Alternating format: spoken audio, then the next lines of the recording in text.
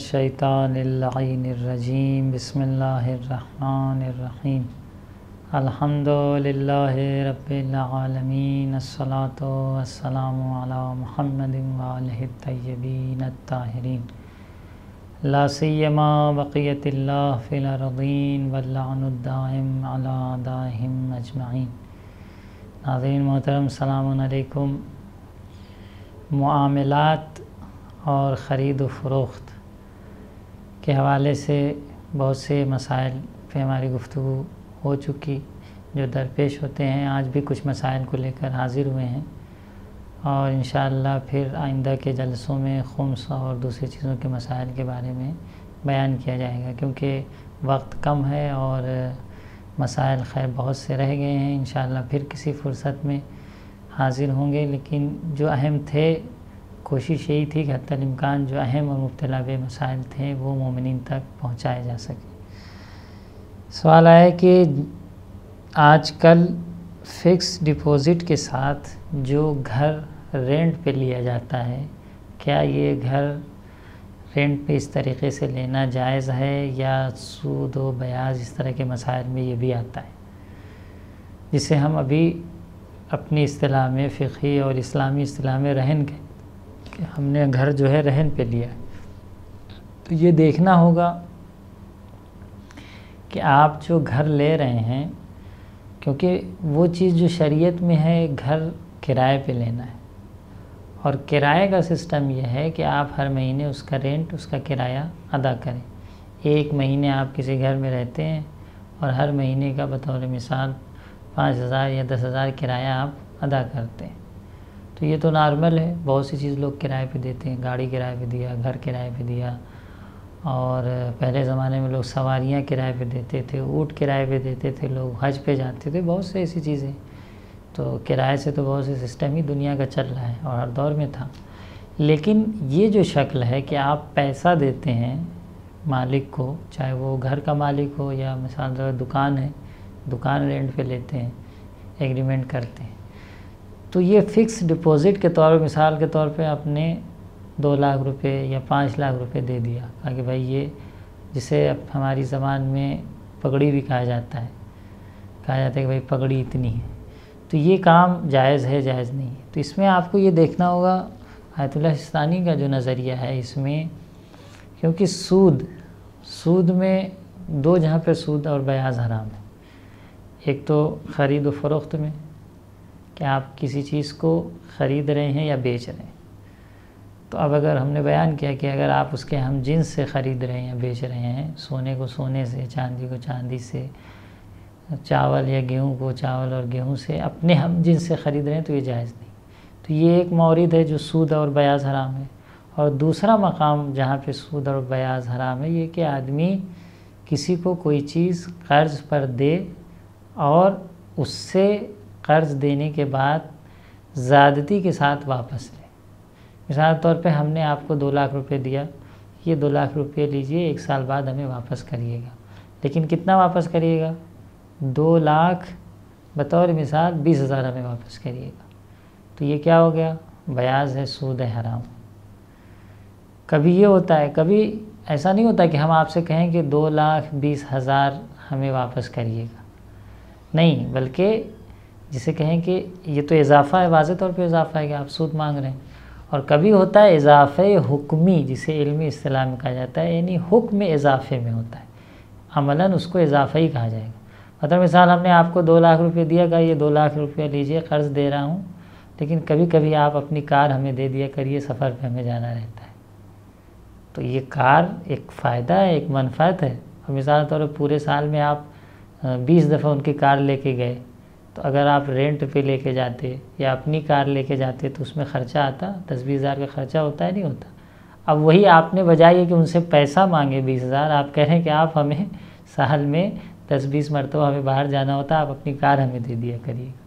तो ये भी हराम, तमाम मुज्तहिदीन ने लिखा है। तो ये इजाफ़े हुक्मी है। कभी आप डायरेक्ट कहते हैं जो चीज़ हम दे रहे हैं वही बढ़ा के देना, और कभी कहते हैं नहीं, कोई दूसरी चीज़ हमें इजाफ़ा करके देना। तो जो घर हम डिपॉज़िट पे लेते हैं, ज़्यादा तौर पे 2 लाख रुपए हमने आपको दिया फ़िक्स डिपॉज़िट में, या 5 लाख रुपए दिए, 10 लाख रुपए दुकान के दिए, कहा भाई 1 साल के लिए दुकान दे दीजिए।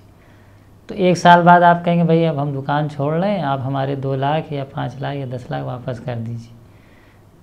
तो वो 2 लाख पूरे वापस कर देता है। तो आपको क्या मिला? आपको क्या मिला? 2 लाख भी मिले और प्लस उस घर से आपने फ़ायदा उठाया। कितने दिन फ़ायदा उठाया? पूरे 1 साल। या उस दुकान से फ़ायदा उठाया। अगर ये 2 लाख आप उन्हें न देते तो इस घर का किराया देते या नहीं देते? तो अब वो किराया क्या हुआ? जो हर महीने आपको 5,000 देना था, आपने 2 लाख दे के उसे रोक लिया।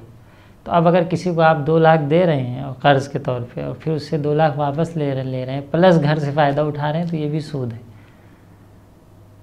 क्योंकि कर्ज़ है एक तरह का। तो अब यहाँ करें क्या? राय हल बताएं मौलाना। वो भी पूछते हैं बहुत से लोग कि अब इसका राय हल क्या है, क्योंकि हम तो कर्ज़ उसे देते हैं नहीं देते, हम तो रहन करते हैं। देखिए रहन का ये हुक्म नहीं है। रहन जो है ये तो अमलन कर्ज़ देना है, रहन का मसला अलग है, ये तो एक तरीके से कर्ज़ देना है। इसीलिए आयतुल्लाह सिस्तानी कहते हैं कि आप जब ये 2 लाख उसे दे रहे हैं, तो अगर कर्ज़ नीयत पहले की है कर्ज़ देने की, और कर्ज़ बशर्त इजारा, और ये कि घर भी आप हमें रेंट पे दीजिए, ये उसके शर्त में से हो। कर्ज़ देने के बाद घर आप लेना उस शर्त कर दिया आपने कि अगर कर्ज़ दे रहे हैं 2 लाख, बशर्ते कि आप घर भी हमें दें। तो ये हो गया कर्ज़ बशर्त इजारा। ये तो बिल्कुल हराम है, जायज़ नहीं, क्योंकि वही हो गया कि गाड़ी आप जो है हर महीने गाड़ी ले रहे हैं और 2 लाख दे के 1 साल बाद वापस ले रहे हैं। लेकिन मामला ऐसा नहीं होता। लोगों की नज़र में होता है कि हम घर रेंट पे दे रहे हैं, बशर्ते कि आप हमें 2 लाख या 2.5 लाख या 3 लाख कर्ज़ भी दीजिए, तब हम आपको रेंट पे देंगे। तो अगर आप इजारा दे रहे हैं, मिसाल तौर पे 5 लाख आपने दिया, 10 लाख आपने दिया, और महीने के 5,000 किराए भी दे रहे हैं, 10 लाख दिया, महीने के 5,000 किराया दे रहे हैं। हाँ, अगर ये 10 लाख ना देते तो ये किराया और बढ़ जाता।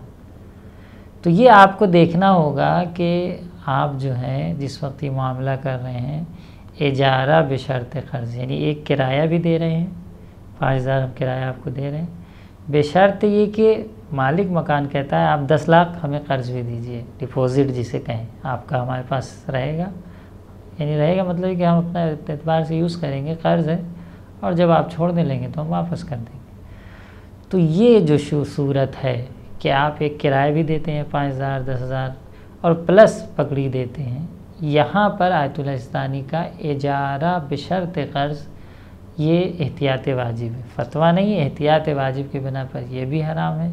किसी दूसरे मुज्तहिद की तरफ आप रुजू कर सकते हैं, बाज़ मुज्तहिदीन इजाज़त देते हैं इसको। तो ये चीज़ भी तवज्जो होनी चाहिए कि सिर्फ़ पगड़ी दे के बग़ैर किसी किराए के अगर आप कोई घर ले रहे हैं तो ये भी सूद और ब्याज में शुमार होगा। हाँ, अगर किराया भी है और पगड़ी भी है तो वहाँ पर भी जायज़ और नहीं बताते, एहतियात वाजिब है। आप जो है किसी दूसरे मुज्तहिद की तरफ जो इजाज़त देता हो रुजू कर सकते हैं। लेकिन ये सूरत कि भाई ये 2 लाख पगड़ी ले लो 1 साल रहने दो, ये ब्याज है और सूद है और हराम है।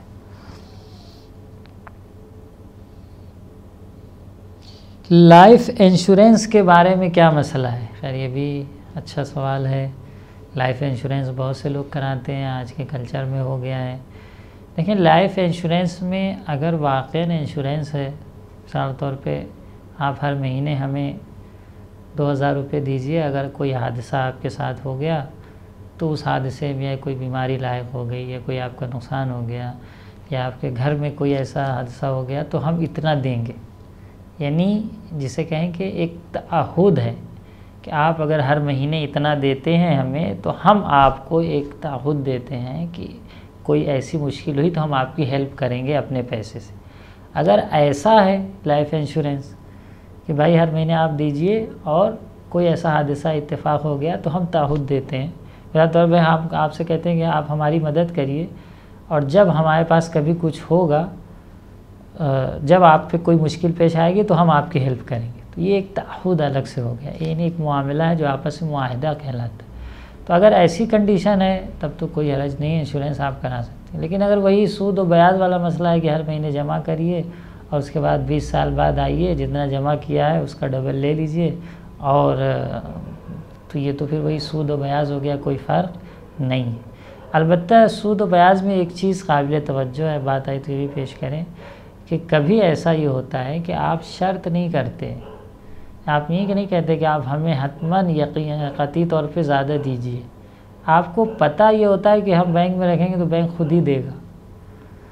बहुत से लोग पूछते हैं कि हम अपने मोमिन भाई को कोई पैसा दे रहे हैं, हम उससे नहीं कह रहे हैं कि आप हमें पैसा दो हर महीने, लेकिन वो खुद ही ला के देता है। तो मौलाना ये क्या है? तो ये तो जायज़ है भाई, जब आप उसको शर्त नहीं कर रहे हो, यानी आप उसको प्रेशर में न बनाएं।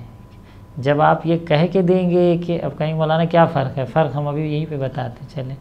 जब आप ये कह के देंगे कि हमें हर महीने इतना चाहिए, तो उसको भी टेंशन है कि उनका असली पैसा भी वापस करना है और प्लस उनका सूद भी बढ़ता जा रहा है, तो उसका टेंशन और बढ़ेगा, मोमिन और प्रेशर में आएगा। लेकिन नहीं, आपने दे दिया, वो भी कह रहा है कि चलो अगर आता रहेगा तो बढ़ा के देंगे, नहीं आए तो माज़रत खाई कर लेंगे, अब उसको टेंशन नहीं है। तो फ़र्क है दोनों में। आप भी मुतालबा नहीं कर सकते कि हमने दिया था, वो कहा था हर महीने इतना देना, वो कहेगा भाई हाँ ऐसी कोई बात ही नहीं हुई थी। तो बहुत फ़र्क है। ये ना कहेंगे मौलाना क्या फ़र्क है, यही तो इस्लाम नहीं चाहता कि आप किसी को प्रेशर बनाएं, और जिन लोगों के पास पैसा है वो बैठ के आराम से दूसरों को पैसा दे के प्रेशर बनाए कि उनसे खींच के खा के अपनी ज़िंदगी गुजारें। नहीं, आप मेहनत खुद करें, पैसा है तो मेहनत भी करें, या दूसरे से मेहनत कराएं, मुजारबा करें, उसका राय हल है। ये नहीं कि आप ऐसे ही दे दिए, आप सूद देते रहो, चाहे आप उससे काम करो। मुजारबे में यही कि आप उससे काम करें, ये नहीं कि पैसा ले लिया हर महीने भर रहे हैं तो सूद हो गया। तो इस्लाम में बहुत सी चीज़ों का रास्ता है, राय हल भी बयान किया गया है। लेकिन ये चीज़ तवज्जो होनी चाहिए कि जो शरई ज़वाबित हैं, जो शरई क़वानीन हैं, उन चीज़ को मद्दे नज़र रखें। तो शर्त सूद हराम है, शर्त ब्याज, अगर आप किसी से सूद ब्याज की शर्त करें भाई हमें हर महीने इतना चाहिए, और वो भी अगर न दे तो कहें हाँ भाई कह तो दिया था देने को, तो आपके लिए कहना भी जायज़ नहीं है, उसको भी कबूल करना जायज़ नहीं, क्योंकि इस्लाम जानता है कि फिर इंसान कितने मसाइल में पड़ जाता है वक्ती तौर पे। तो शर्त ना करें, बगैर शर्त के आप ले सकते हैं या दे सकते हैं, कोई मसला नहीं है।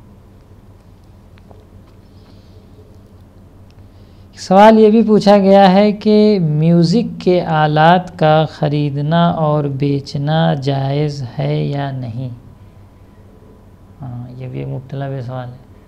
अब बहुत सी चीज़ें हैं जो म्यूज़िक के आलात हैं, बजाई जाती हैं, तो इन चीज़ों का जो आलात म्यूज़िक है, जिससे म्यूज़िक निकलती है, इनका ख़रीदना ख़रीद फ़रोख्त कैसा है।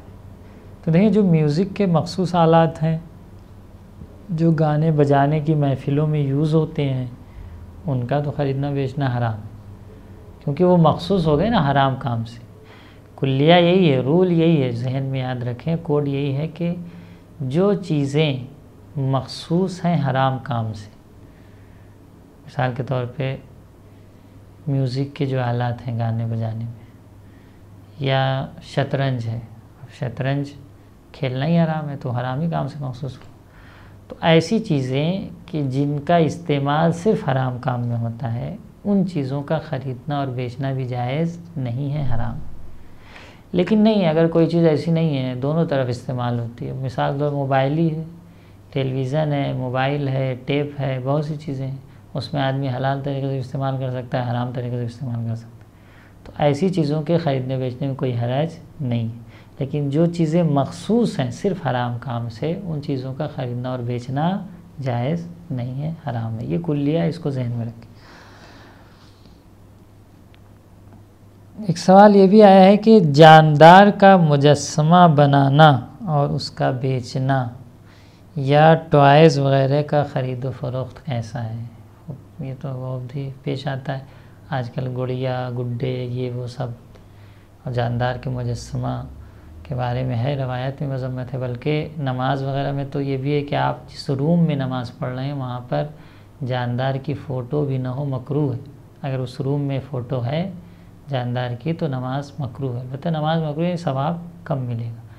तो अब जानदार चीज़ का दो मसला है। पहले बात तो है कि उसको बनाना जायज़ ही नहीं जायज़ है, तो जानदार चीज़ का फ़ोटो तो मसला नहीं है, यानी फतवा नहीं है, एहतियात है। लेकिन जानदार चीज़ का मुजस्समा गैर फ़ोटो है, मुजस्समे बरामदगी होती है, बरजस्तगी होती है, मवाद का इस्तेमाल होता है, पूरा ढांचा तैयार होता है।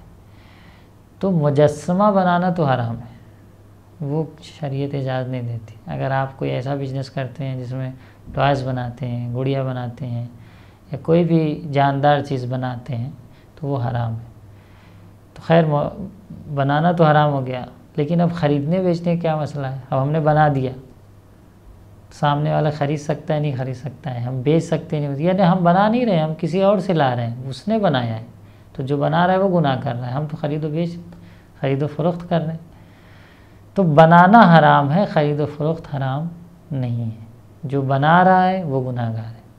लेकिन अब जैसे गुड़िया बनी हुई है बच्चों के खिलौने के लिए, हम गए ख़रीद के ले आए, तो ये हराम नहीं है क्योंकि वो खिलौना है। हाँ, जो बना रहा है, क्योंकि जानदार चीज़ का बनाना हराम है, मुजस्समा बनाना हराम है, उसके लिए काम जायज़ नहीं। तो जो मैन्युफैक्चरिंग है, जो बनाने का बिजनेस करता है, बना के मार्केट में दे रहा है, उसका ये काम हराम है। लेकिन जो शख्स रीसेल कर रहा है, दूसरी जगह से ख़रीद के ला रहा है और दूसरों को बेच रहा है, तो उसके लिए कोई हरज नहीं, यानी बज़ात खुद ये काम हराम नहीं। हो सकता है पसंदीदा काम ना हो, क्योंकि आप बेचेंगे तो वो बनाएगा, आप नहीं बेचेंगे तो वो बनाएगा भी नहीं। लेकिन ये कि फ़ज़ात खुद ये काम हराम नहीं है। बहुत से गुनाह जो हैं वो खुद गुनाह के हद तक हराम है। अब उसमें जितने ज़रिए वास्ते बनते जाएँ तो वो सब हराम नहीं होते जाएंगे, उन्हें ज़िंदगी बहुत से मसाइल खड़े हो जाते हैं। तो हर जगह पे ऐसा नहीं है कि जो चीज़ हराम हो तो अब उसको सेल करना, या उसको बहुत सी चीज़ें उसमें होती हैं। तो वो ऐसा नहीं कि हर जगह पे तामुन सादिक़ है कि आप गुनाह पे तामुन कर रहे हैं। तो बनाने में ये काम जायज़ नहीं है, हुर्मत रखता है, लेकिन अगर आप बेच रहे हैं या ख़रीद रहे हैं तो वो हराम नहीं। नजिस खाने की डिलीवरी करना, जैसे हराम गोश्त जानवर होता है। अब आप किसी रेस्टोरेंट में डिलीवरी करते हैं इधर से उधर, तो आप क्या करें? अब हमें जो क़ज़ा दी जा रही है उसमें हलाल भी है, हराम भी है। हराम जानवर है, पिग का गोश्त है या ऐसी जानवरों का गोश्त है। शराब दी जा रही जाए आप डिलीवरी करके, या फ़ॉरेन कल्चर होता है यूरोप में, फ़ॉरेन में, तो हम क्या करें? तो अगर आप डिलीवरी कर रहे हैं उस चीज़ को हराम, तो वो तो जायज़ नहीं है। हाँ, आप वहाँ पे काम कर रहे हैं लेकिन आप हराम चीज़ की डिलीवरी नहीं कर रहे हैं, हराम चीज़ की डिलीवरी दूसरे लोग कर रहे हैं, तो आपका काम करना वहाँ हर्ज नहीं है। लेकिन अगर आप ख़ुद डिलीवरी कर रहे हैं हराम चीज़ को, हराम गोश्त या शराब ऐसी चीज़ पहुँचा रहे हैं, तो वो तो क़तन हराम है और गुनाह है। शराब के बारे में तो ख़ास मज़म्मत, किसी के सामने पेश करना, दस्तरखान पे, जहाँ दस्तरखान पे रखी हो वहाँ बैठना हराम। तो अगर आप ख़ुद, या पूछते हैं हम रेस्टोरेंट में काम करते हैं, खाना पकाते हैं, तो अगर ऐसे खाने तैयार कर रहे हैं कि जो ले जाके आपको पेश करना पड़ रहा है हराम, तो वो तो जायज़ नहीं किसी के सामने ले जाके। गर्चे वो उन लोग के लिए जो हलाल समझ के खाते हैं, आप हराम खाने नहीं ले जाके पेश कर सकते। जैसे मिसाल तो पिग का गोश्त जो लोग खाते हैं, आप उनके सामने ले जाके पेश नहीं कर सकते। लेकिन अगर दूसरे काम हैं जो उसमें हराम नहीं है, किसी के सामने हराम पेश नहीं करना है, तो वो आपके लिए हरज नहीं है। इस सवाल ये भी पूछा गया है कि चेक का नक़द पैसे से बेचना जायज़ है या नहीं जायज़ है। खूब, ये हमारे हिंदुस्तान पाकिस्तान में तो कम है, लेकिन फ़ॉरेन कल्चर में, यूरोप कल्चर में बहुत होता है, क्योंकि वहाँ पैसे की स्पीड बहुत तेज़ होती है और लोग जिसे कहें कि पैसा रखना, पैसा सेव करना, ये समझते हैं कि ये हमारी कामयाबी और तरक्की में माने हैं, और इसलिए वो बहुत ही तेज़ी से काम करते हैं बिजनेस लाइन में। अब चेक आया, 5 महीने बाद वो चेक वसूल होगा, तो वो हिसाब करता है कि अगर ये 5 महीने बाद ये पैसा हमारे अकाउंट में आएगा और 5 महीने बाद हम इस पैसे को कहीं और लगाएंगे तो कितना फ़ायदा हमें होगा, और अगर ये चेक हम थोड़े से कम पैसे में बेच के यही पैसा कहीं और लगा दें तो कितना फ़ायदा हो जाएगा। तो ये सब हिसाब किताब लोग करते हैं दक़ीक़, और उसके बाद कहते हैं भाई चलो चेक भेज देते हैं। देखा हमने, चेक भेज दिया और उसके बाद जो है वो पैसा उन्होंने, बिजनेस वाले तो हिसाब करते हैं, तो वहाँ तो दिन के और घंटे के भी हिसाब करते हैं, जैसे जैसे आप चले जाइए। घर से ये मादी, अरे शरीयत के लिहाज से मादी चीज़ों में इतना ज़्यादा जाना बहुत पसंदीदा चीज़ नहीं है। यही सब चीज़ें जो इंसान को खुदा से और दीन से और शरीयत से गाफिल करती हैं। और आजकल जो इंसान बहुत ज़्यादा स्ट्रेस, बहुत ज़्यादा डिप्रेशन, बहुत ज़्यादा टेंशन का शिकार बना हुआ, उसमें यही सब वजूहत है। अब जब आदमी अपने पैसे को घंटे के लिहाज से हिसाब करने लगेगा तो उसको तो टेंशन होगा ना कि 1 घंटा रह गया, मेरा कितना नुकसान हो गया। दिन के लिहाज से हिसाब करने लगेगा, लेने में देने में, तो फिर दूसरों के साथ कैसे वो मामलात करेगा, कैसे दूसरे को देगा। एक दिन मैं इसको पैसा दे दूँ तो मेरा इतने का घाटा हो गया, इतना % मुझे मिलना था, तो ऐसे हिसाब करेगा तो फिर इस्लामी निज़ाम चल भी नहीं सकता। और फिर वही दुनिया परस्ती और वही है कि इंसान फिर खुदा और दीन और शरीयत से गाफिल हो जाता है। तो खैर है, बहुत से कल्चर में ऐसा है। अब अगर कोई करना चाहता है तो हम मसला बयान करें शरई हवाले से इसका क्या हो। मिसाल तौर पर किसी से आपको पैसा चाहिए था, किसी को आपने कोई चीज़ बेची, उसने कहा ये हम अभी तो नकद नहीं ख़रीद पाएंगे, 6 महीने का हम आपको चेक दे रहे हैं, ये लीजिए 5 लाख का चेक, 6 महीने बाद ये चेक आपका, ये चेक वसूल हो जाएगा, आप ले लीजिएगा और जो है जो चीज़ हमें चाहिए वो अभी दे दीजिए। आपने कहा ठीक, कोई बात नहीं भाई, नहीं बिक रही है तो 6 महीने बाद सही। अब आपने चेक ले लिया, आप सोच रहे हैं कि इस चेक को ही बेच के पैसा कुछ मिल जाए। 5 लाख का है, कोई 4.5 ही में ख़रीद ले, 6 महीने बाद वो 5 लाख वसूल लेगा, 4.5 लाख हमें नकद अभी दे दे, हम कहीं और लगा देंगे, हमारा काम रुका हुआ है। फिर सिस्टम जब चलता है तो सब एक दूसरे से वाबस्ता हो जाते हैं। तो ये काम जायज़ है नहीं जायज़ नहीं। तो इसमें यही है कि अगर वाक़ई चेक कर्ज़ के मुकाबिल में है, यानी जो चेक आप दे रहे हैं, सामने वाले को बेच रहे हैं, आपको किसी से कर्ज़ वसूलना है, ऐसे नहीं कि हवा में चेक बना दिए, वाकई कर्ज़ है, 6 महीने बाद किसी से वसूलना है, किसी से अकाउंट में पैसा आएगा, तो आप उसको बेच सकते हैं। क्योंकि अभी हमने इशारा किया पिछले जलसे में कि लिल वक्त क़िस्त मिन अस्समन, ख़ुद वक्त की भी एक कीमत होती है। तो यही जो आपको अभी मिल रहा है 4.5 लाख, वैल्यू है तभी तो आप बेच रहे हैं। 6 महीने बाद मिलेगा, क्योंकि आप ये 4.5 लाख जो अभी मिलेगा आप इसको कहीं लगाएंगे, आपने हिसाब किताब किया है, बिजनेसमैन है, और इस 4.5 लाख को 6 महीने बाद 5.5 लाख बनाएंगे। तो आप कह रहे हैं कि अगर मैं 6 महीने रुका रहूं और 5 लाख वसूलूं, बेहतर है कि इसको बेच के 4.5 लाख कहीं लगा के इसको हम 5.5 बना लें। आप सोचें, तो ये कर सकते नहीं कर सकते। खैर, तो ये काम बज़ाते ख़ुद जायज़ है, कोई हरज नहीं है, अगर वाक़ई कर्ज़ हो, वाक़ई चेक हो। यानी ऐसा ना हो कि सिर्फ जो है आप एक सूरी और ऐसा चेक बना के और ऐसा बेच रहे हैं। एक सवाल ये भी आया है कि कौन सी म्यूज़िक हराम है और ग़िना की तारीफ़ बयान कर दें। खैर, ये भी बहुत ही मुब्तला मसला है। अभी बहुत सी म्यूज़िकें चलती हैं, हमारे इस्लामिक प्रोग्राम में भी कहीं कहीं आ जाती हैं। तो अब म्यूज़िक, गाना बजाना तो सब के जहन में ये तस्वर है कि भाई हराम है, लेकिन कहाँ तक हराम है, कहाँ इसकी हद है, क्या कंसेप्ट है, कैसे इसको हम बयान करें। तो देखें, म्यूज़िक का बयान, जो म्यूज़िक है वो मेयार उसमें जो पेश किया गया है, उसका मेयार यही है कि आप शरीयत के हवाले से जो मेयार है वो ये कि आप जो गाने बजाने की महफ़िलों में राइज है, यानी आप, इस्लाम ये नहीं चाहता कि मोमिन की जो महफ़िल है, मोमिन का जो घर है, मोमिन का जो उठना बैठना है मोमिन का, उन लोगों के शबीह हो जो हर टाइम दुनिया के लहव में मसरूफ़ हैं, गाने बजाने, खाने पीने, ऐश नोश में मशगूल है। मोमिन का जो माशरा है, मोमिन का जो घर है, मोमिन की जो ज़िंदगी है, वो उन जैसी नहीं होनी चाहिए। क्यों कहते हैं कुफ़ार से शबाहत हराम है?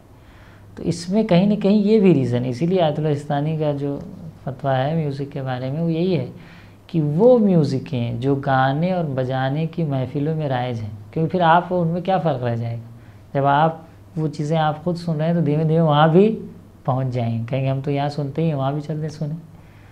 तो इस्लाम नहीं चाहता कि आप उस तरफ जाएं, इसीलिए जो म्यूज़िक, जो गाने बजाने, जो तर्ज़, बहुत से तर्ज़ होती है, तरन्नुम होता है, बहुत सी चीज़ें हैं, ग़िना जिसमें आता है, जो गाने बजाने की महफ़िलों में राइज है।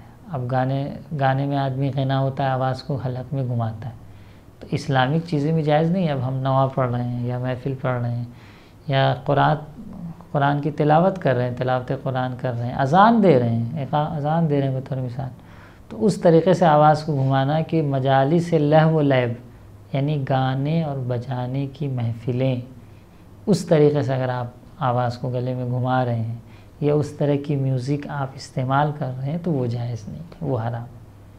अब यही भी होता है कि मौलाना हमें कहाँ से पता, हमने तो नहीं गए हम वहाँ देखने कि वहाँ क्या बज रहा है, हम तो शुरू करना चाहते हैं, ऐसा नहीं कि हम सुन के आए हैं। तो खैर आज के ज़माने में तो ये दावा कि हमें नहीं पता, पता सबको है।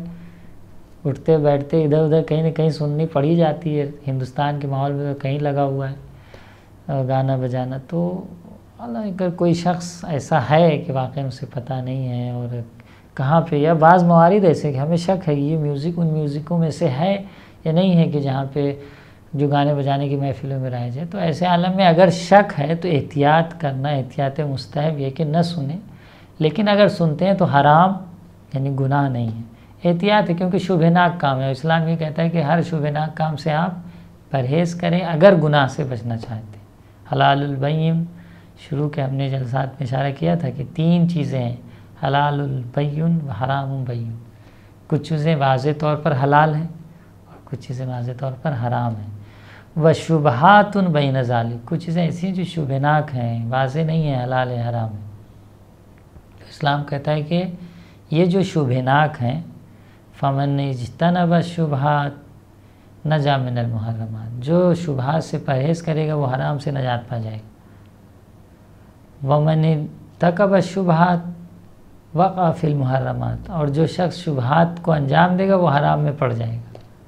वह हलक मिन हैसु ला यअलम, ऐसे हलाक होगा कि उसे पता भी नहीं चलेगा। तो ये है, आप जब दरिया के किनारे जाएंगे जहाँ पे लहरें आ रही हों और वहाँ पे जाके अपना दामन बचाएं कि हमारा दामन खीस ना हो, गीला ना हो, तर ना हो, तो ये मुश्किल होता है। जब लहर आ रही आप वहीं जाके खड़े हैं तो कभी न कभी लहर तेज़ आएगी और आपका दामन भीग जाएगा।